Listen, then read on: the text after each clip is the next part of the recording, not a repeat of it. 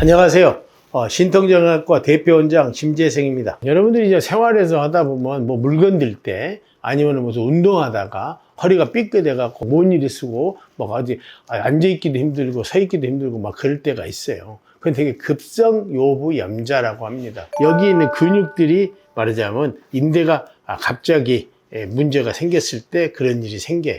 그런 사람들 되게 보면 사진을 찍어 보면 되게 척추가 이렇게 일자인 경우가 많아요. 이런 사람들이 물건 들다가 아니면 운동하다가 삐끗해 가지고 주변에 있는 근육과 인대가 늘어나 가지고 통증을 유발하는 경우가 많아요.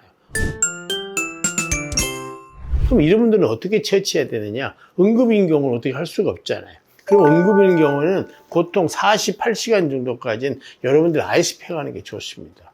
48 넘어가면 온찜질이고 48시간까지는 냉찜질이 좋아요. 그래서 집에 가셔서 다리를 이렇게 올려놓으시면 돼요. 이렇게 90도 90도로 해서 허리가 뜨지 않게끔. 그냥 누우면 발 뻗으면 허리가 뜨거든요. 그러면 허리가 아무래도 긴장이 가서 허리가 더 많이 아파요. 그래서 집에서 그렇게 처치를 해서 응급처치 하시고 그 다음날 이제 병원에 와서 한번 처치를 하는 게 좋습니다.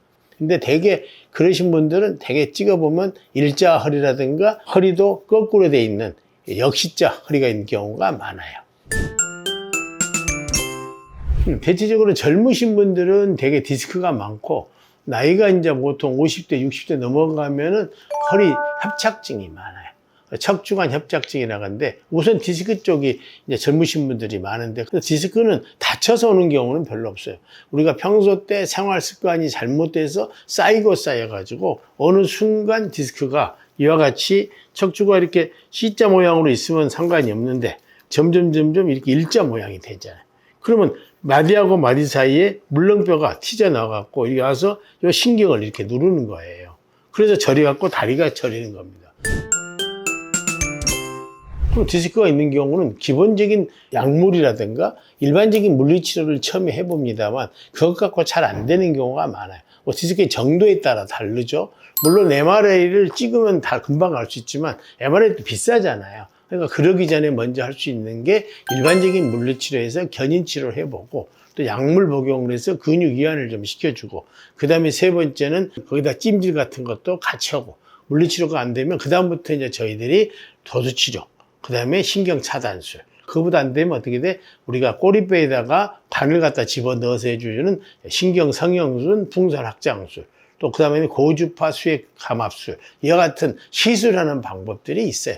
근데 그래도 안 된다.